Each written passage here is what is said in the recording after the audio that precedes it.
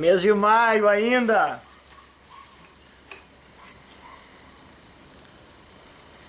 Que maravilha. Buenas. Boa noite, raros e amados telespectadores do programa Plantar para Crescer.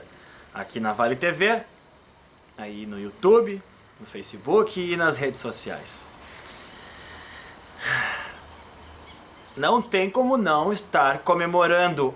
Por um lado, claro, estamos com medo, falei já das outras vezes, eu tive dias aqui que a minha família precisou me acalmar, bem no começo ali eu tive sérios problemas, não saí na rua gritando, não surtei, mas olha, foi quase, porque anunciaram o fim do mundo, com doença, que todo mundo ia morrer, que não sei o que credo, os pessimistas então de plantão, né, os pró-fim de mundo estavam comemorando então que era o fim do mundo, e não é o fim do mundo, não vai ser o fim do mundo, não é a pior crise econômica que o Brasil vai passar ou está passando, como alguns estão dizendo, muito pelo contrário, a agricultura, o agronegócio está levando este país nestes últimos 3 meses.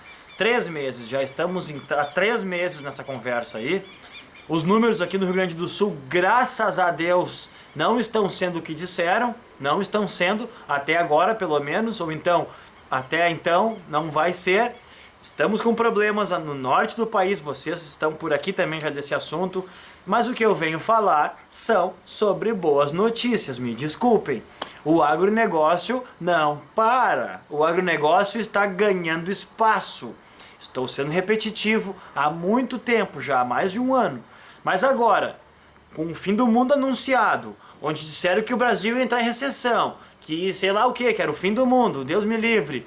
Não é verdade. Os números oficiais são favoráveis. O agronegócio continua exportando como nunca. Falei na semana passada que a saca da soja bateu o preço recorde. Mais de R$ 120 o saco de soja. E aqui no Rio Grande do Sul, boa parte dos nossos agricultores, grande parte planta soja. Eu já falei que eu não concordo com a monocultura, nem com o Roundup, nem com essas coisas tudo. Não posso falar Roundup porque é a marca. Não concordo com esses venenos, essas coisas tudo. Porém, se é o modelo que está dando certo e pode salvar o nosso país, em partes, claro, não vou eu que vou lá agora me deitar na frente de uma máquina. E até porque, olha aqui, eu não precisava estar com as mãos desse jeito aqui, eu podia também pegar aqui na nossa área rural, tacar veneno em tudo, botar um trator e fazer o acordo com o banco aquele, enfim. Qual é o recado da semana? Agricultura de superexistência. Eu em 2006 fui para Bagé, lá no IPEP, Instituto de Permacultura e Ecovilas da Pampa, como o João Roquete me ensinou. Permacultura. Eu sempre falo aqui no programa, não tenho como deixar de falar novamente. Permanente. Cultura, agricultura. Agricultura é permanente. Como que nós podemos desenvolver modelos de agricultura permanente, eterno, infinito? É fácil. Basta usarmos a cabeça. E essa pandemia, que no começo era só coisa ruim e agora, ao passar do tempo, está nos trazendo o lado bom, que todos nós fomos para as nossas casas, rezar para as entidades que nós acreditamos, cada um com a sua ou com as suas. Todos nós fizemos uma reflexão do que nós estamos fazendo da nossa vida, né? É isso mesmo? Esse é o caminho que eu gostaria de seguir? Estas são as pessoas que eu gostaria de estar isolado em casa? Nós estamos há 2 meses já praticamente sem sair e eu já falei para vocês que a atividade rural, pouca coisa mudou. Para nós que moramos em áreas rurais e trabalhamos na terra, não mudou praticamente nada.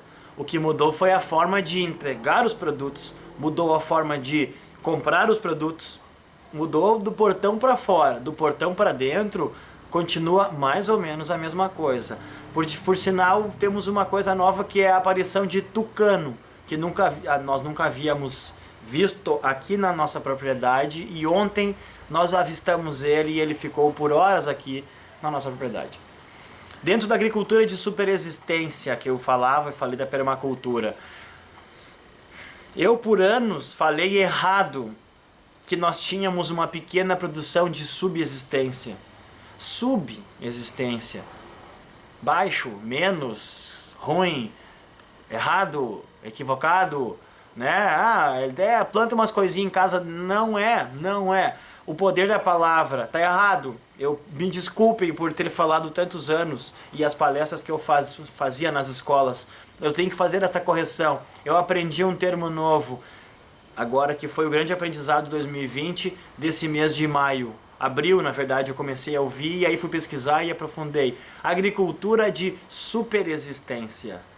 Sim, você que tem um pote na sua casa com 2 alfaces e um pezinho de salsinha, é uma agricultura ou uma plantação ou um cultivo de superexistência, porque isso aí são superalimentos saudáveis, plantados com todo o amor e dedicação, que é o que nós temos aqui.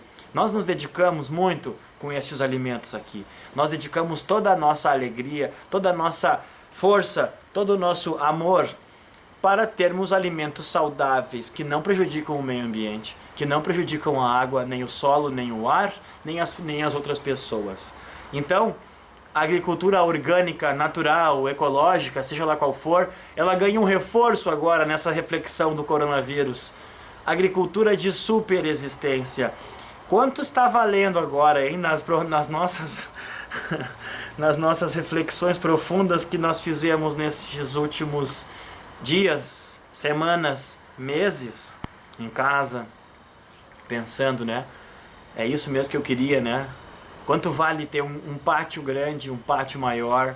Quanto vale ter uma boa casa, né? Não uma boa casa luxuosa, mas uma casa um pouco maior, com mais espaço, com um pátio então maior, mais aconchegante, para podermos tomar banho de sol durante o dia, para poder brincar com o nosso cachorro, quem tem cachorro, ou o gato, ou para conseguir deixar as crianças correrem no pátio, uma árvore, quem sabe, para fazer um balanço e para poder passar o dia brincando na rua. Essa quarentena é muito séria e os gaúchos se saíram muito bem. O Brasil, de uma certa forma, também se saiu muito bem.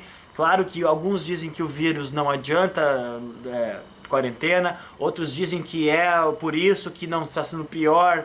Enfim, cada um acredita no que quiser. Nós temos que tomar nós temos que ter um comportamento, digamos assim, ético com as outras pessoas, né? Por exemplo, se não pode, né, no momento que estão dizendo aglomerar pessoas, não vamos, pronto. É 1 mês, é 2, é 3, até o final do ano que seja. As guerras duraram anos, o Holocausto durou anos, milhões de pessoas, milhares de pessoas morreram durante anos. Outras gripes que o Brasil passou, eu não estava aqui nem vocês, terríveis, que não se tinha informação, que não se tinha internet, que não se tinha toda essa comunicação que nós temos hoje. Então, assim, na boa, não é o fim do mundo. Claro, os números são enormes, mas também eu dou um espirro aqui e o cara fica sabendo lá na China, na hora. Então, a informação anda muito rápido, os números andam muito rápido. Vai saber como é que era antigamente, as pessoas não sabiam das coisas, muitos nem ficaram sabendo de quantos morreram, e dentro de uma população, etc, etc, etc, era também o fim do mundo. Bom, o que eu quero dizer? É preocupante? Claro que sim. Eu tenho meus familiares, pessoas de idade na família, pessoas de todas as idades na minha família, pessoas que eu gosto e eu não quero que elas peguem isso aí e vão pro hospital e aquela coisa toda, e Deus me livre. Agora, Novo Hamburgo vai muito bem, a região do Vale dos Sinos vai muito bem, a Grande Porto Alegre vai muito bem, e Porto Alegre vai muito bem. Claro que tá morrendo gente, claro que sim, lamento cada morte. Agora, falaram para nós lá no começo que em maio nós estaríamos em casa, embaixo da cama, tremendo de medo e ia ter gente caída no chão morrendo. Era isso que nos falaram. Que não tinha cura, que pegou, passou, morreu e credo. Não é verdade, não é tudo isso. Existe a letalidade, existe. Pessoas estão morrendo, sim. Mas pessoas estão se curando e muitas pessoas nem estão sentindo. Eu nem queria falar sobre isso, eu estou entrando nesse assunto. Desculpa, vamos lá, para. Porque quem sou eu vou falar sobre coronavírus, né? Um jaguara, plantador de batata. O que importa? A permacultura e a agricultura de superexistência. Tu vê, eu comecei a falar sem parar. Isso que dá no teu roteiro. Mas tudo isso então, tudo isso do vírus, toda essa coisa que é ou não é, ou vai ser, a história vai nos contar, até então não é tudo isso. De novo. Nós vamos ter um grande aprendizado. E um dos maiores que nós já estamos sentindo na pele, é de que muitas pessoas no mesmo lugar não dá certo. Isso a gente já sabe. Todos nós sabíamos disso antes da pandemia, mas agora a verdade veio à tona. Muitas pessoas ocupando um espaço, milhões de pessoas vivendo numa mesma cidade, não dá certo. É lixo, é desigualdade que berra, é falta d'água, aí é lixo, e eu já falei, e aí é esgoto, e aí dá problema de crime, e aí vira esculhambação, o centro vira uma esculhambação, tudo vira uma esculhambação. E para abastecer tudo isso, é caminhão para tudo que é lado, porque daí como esse grande centro não produz, é caminhão para tudo que é lado, aí começa a sacola, aí começa a poluição, aí o asfalto é ruim. Não estou pregando o fim da cidade, eu já falei isso há muito tempo atrás. Eu adoro a cidade, eu acho lindo, eu acho encantador. Agora, tá aí, ó, para quem quiser ver, não dá. Tanto é que eles estão dizendo que a partir do final dessa bênção, que é esse coronavírus, digamos assim, o comportamento do planeta Terra vai mudar. É claro que vai mudar. As pessoas não querem se contaminar. Boa parte não quer se contaminar. Então, pontos turísticos famosos, né? Ah, Nova York, lá andar na 23, que eu não sei o que. Deus me livre. Deus me livre. Tá bom, vai ter, mas vai ser assim, vai ter um número X que vai poder ir lá, tipo Fernando de Noronha. Tem que ter limite, porque senão vai dar isso aí, ó. Bom, tô voltando pro assunto de novo.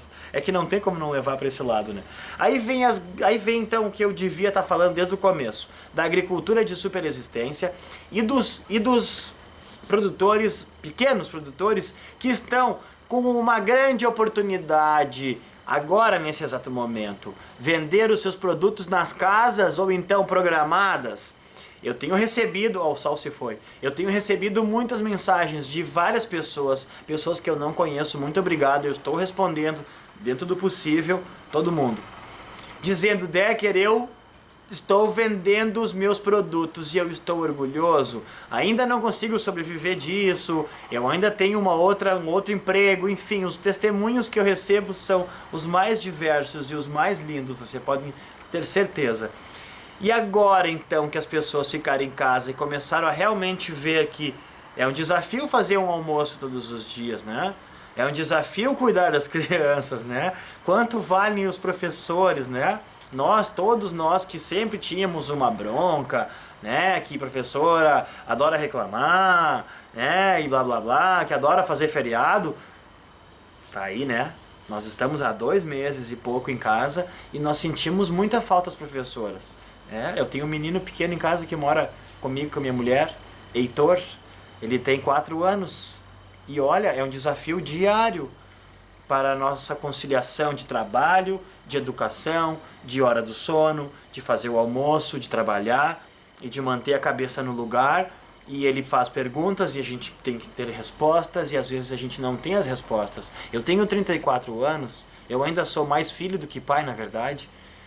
E agora, digamos assim, parece que a vida veio e apertou o botão e disse: tá valendo. Quem tem o que tem é isso aí e salve-se quem puder. O tempo vai acabar, preciso tomar uma aguinha.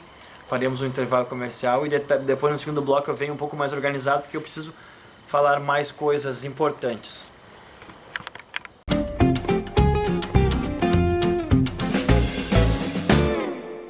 Novo Hamburgo tem amanhecido cada dia melhor e está de braços abertos para receber você. A cidade foi revitalizada para melhorar a vida da população. Jovens são preparados para um futuro com mais oportunidades. Prédios estão ganhando forma para incentivar o desenvolvimento. E o Parcão conta com mais estrutura para você aproveitar novos ares. Seja bem-vindo ao futuro de Novo Hamburgo. Venha conhecer.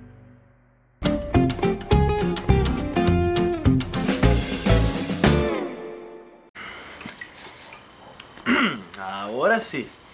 Buenas. Pensem comigo. Um especialista. Nós estamos vendo agora a importância da tecnologia, né? E dos especialistas, dos infectologistas, dos médicos que se dedicam anos da sua vida. Eles dedicam anos das suas vidas para hoje então poderem dizer na nossa saúde, enfim, receitar, né? Enfim. Nota 10 para os especialistas. Eles aprendem cada vez mais sobre um assunto, né? E aí eles sabem muito sobre aquele assunto. Na agricultura, nós temos um problema com especialistas. Geralmente, quem sabe muito sobre pouco acaba não sabendo aplicar esse conhecimento, ou aplica esse conhecimento de uma forma não errada, mas ele gasta muita energia, ou então poderia gastar menos energia, ou criar sistemas mais ecológicos, se soubesse um pouco mais sobre mais coisas. Exemplo, uma pirâmide. O sujeito entra na faculdade, aprende um monte de coisa, são muitas cadeiras. Depois ele vai afunilando o conhecimento. Depois ele faz uma pós-graduação e uma especialização, vai afunilando, porque ele vai começar a dizer, eu quero trabalhar com isso aqui. E aí ele vai indo, então chega ao final lá da história, o cara é o bambambam de tal coisa. Só que daí, se ele olhar para o lado, ele não sabe coleta de água de chuva, ele nunca ouviu falar, ele nunca teve tempo de trabalhar com isso, ele nunca teve um exemplo para olhar. Só que isso vai fazer falta lá na frente. Claro que daí ele chama um cara que é tão bom em água da chuva e os dois chegam também num senso comum.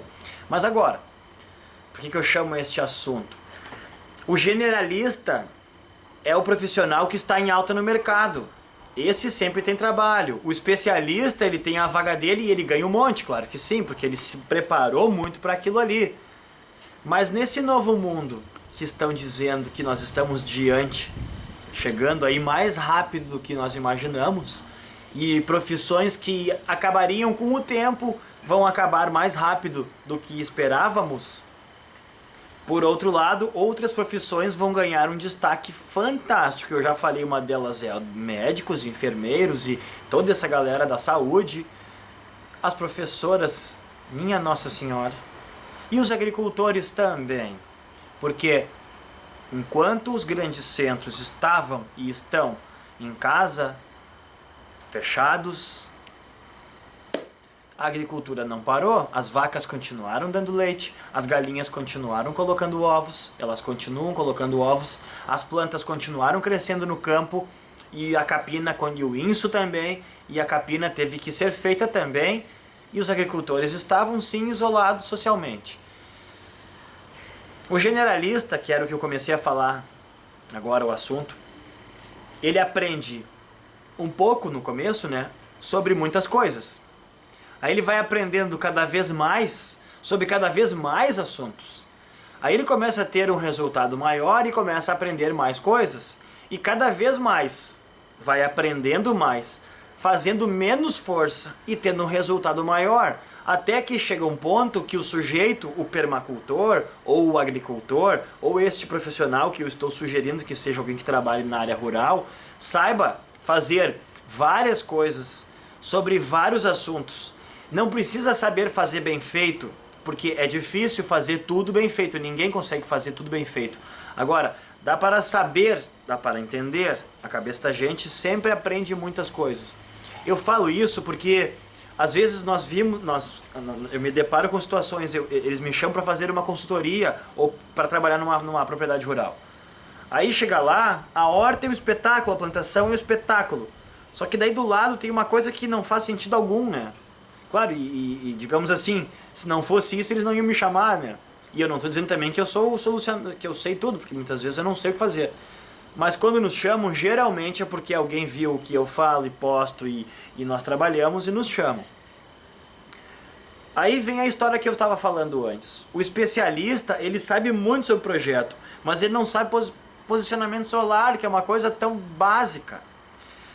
Nesses últimos 3 anos, agora, recente, que nós estamos trabalhando intensamente com a agricultura familiar, é uma das coisas mais importantes é o posicionamento solar. Se não começar com o posicionamento solar, já vai dar errado. Não é que vai dar errado, mas nós vamos gastar um tempo e um recurso que nós não temos. Exemplo de hoje, prático. O sol, ele está se afastando cada vez mais. Até setembro, o sol vai mudando, depois ele começa a voltar de novo. Isso faz toda a diferença. As plantas começam a ficar inclusive inclinadas para o lado. Então, se as plantas estão dizendo que elas querem ficar de frente para o sol, como é que nós vamos fazer uma plantação onde seja sombreada, que não vai pegar sombra?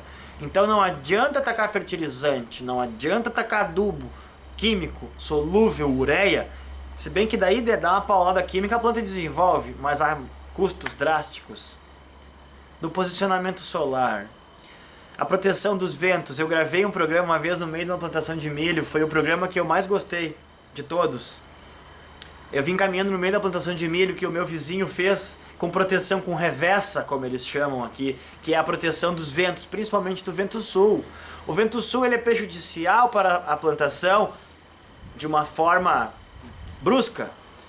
Quando é muito vento, a planta sofre muito, libera aminoácidos, a planta se estressa, se chacoalha, libera aminoácidos e isso chama os bichinhos, o percevejo, e o ácaro e o pulgão, e aí a planta fica mais vulnerável, baixa a imunidade dela e as pragas atacam.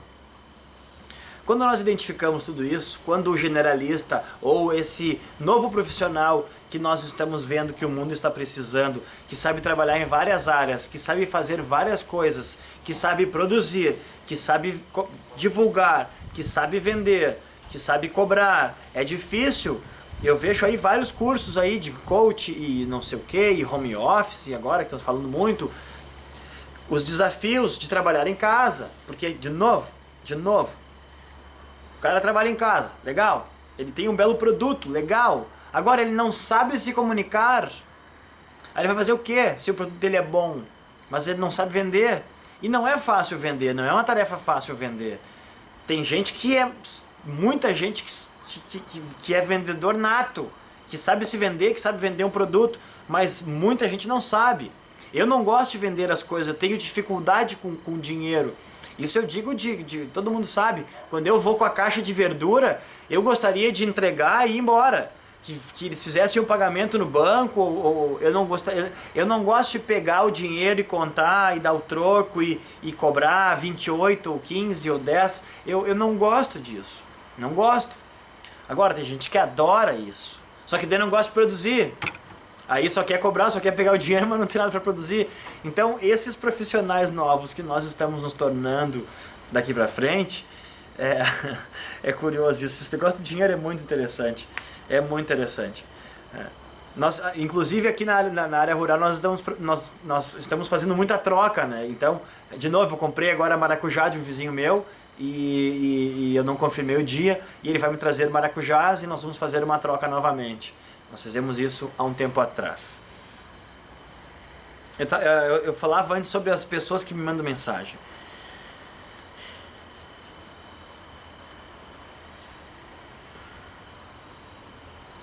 A quantidade de pessoas que realmente agora se deu conta de que dá para voltar a morar no campo, não vou falar, né, em distanciamento social, né, etc, etc, etc. Isso já está mais do que é só, olha, trocar de canal aí, ou aí mesmo na Vale TV vai passar mais notícias sobre o coronavírus, blá, blá, blá, blá, blá, blá, blá. Qual é a regra número 1? Distanciamento social. Primeira coisa, fique em casa. É claro que muita gente não pode, muita gente, né? Muita gente precisa trabalhar, é claro, e não tem como trabalhar em casa. O cara é pedreiro, como é que ele vai trabalhar em casa? Ele tem que trabalhar em casa dos outros. Quem pode ficar em casa, quem tem como trabalhar em casa é diferente. Quem trabalha com computador, quem trabalha com não sei o que, venda, custo, palestra e tal, legal. Agricultores também. Então, novamente, a volta das pessoas para o campo vai ser muito forte, muito forte. E não precisa ir morar lá lá longe, lá se esconder do mundo, ou se quiser vai. Mas a questão é dá para fazer isso. E a nossa região, principalmente, como eu já falei várias vezes, nós temos tanta área disponível, talvez agora vai ser a única coisa que presta que eu vou falar aqui. Quando nós saímos de carro da nossa cidade para ir até a praia, o que nós vemos, nós enxergamos dos dois lados da estrada? Campo e vaca.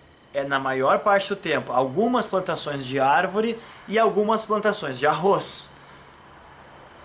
mas falta alimentos, falta alface, beterraba, berinjela, criação de galinha. Nós não vemos isso na beira das estradas. E, nossa senhora, nós temos aí milhões de pessoas para alimentar nos grandes centros. As pesquisas estão saindo a nível global.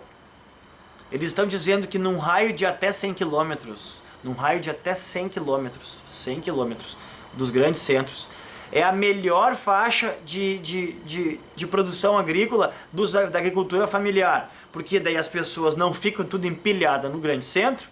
E num raio de 100 quilômetros é muito espaço para pequenas áreas rurais. Muitas pequenas áreas rurais. E essa é a grande tendência para esse ano que nós estamos aí. Para 2020, hein? Que surpresa, que surpresa. E aí Loma Grande está 12 quilômetros do centro de Novo Hamburgo, né? 12. Aí se continua, como eu já falei várias vezes, que eu vou lá por Gravataí, adoro atravessar lá, sei lá na pedreira, tem que cuidar, dizem que é perigoso, enfim. A quantidade de terra disponível, eu fico olhando para aquela terra toda e digo, minha Nossa Senhora, meu Deus do céu, isso aqui um dia vai ser tudo plantação, não tem como não ser. Aí os ecologistas de plantão vão dizer, não pode. Pô, mas nesse exato momento isso é campo e gado e vaca.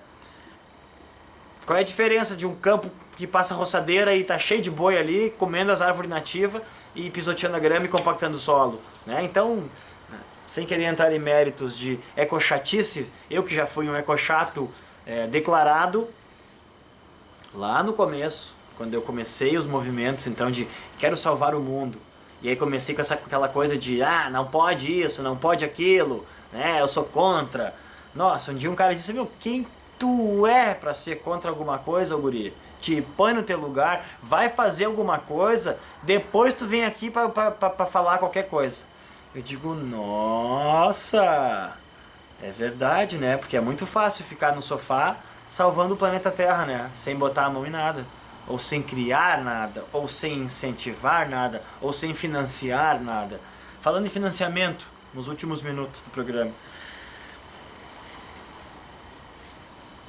mesmo com a estiagem severa que nós ainda estamos passando, olha, inacreditável, maior estiagem da história da agricultura do Rio Grande do Sul, mesmo assim, nós temos muita produção sendo entregue, muita coisa acontecendo. Quem conseguiu investir, aí a palavra investir me lembrou, quem conseguiu investir em irrigação está fazendo chover, literalmente.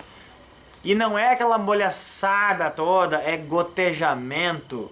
Muitas empresas, muitos agricultores estão investindo em coleta de água de chuva, grandes coletas nos açudes, em pequenas barragens dentro das suas propriedades.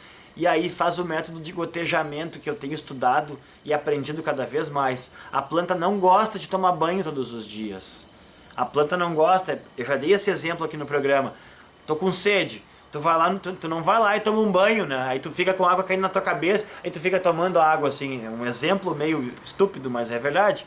A planta quando tá com sede, ela não quer tomar banho, é diferente. Ela quer umidade no solo.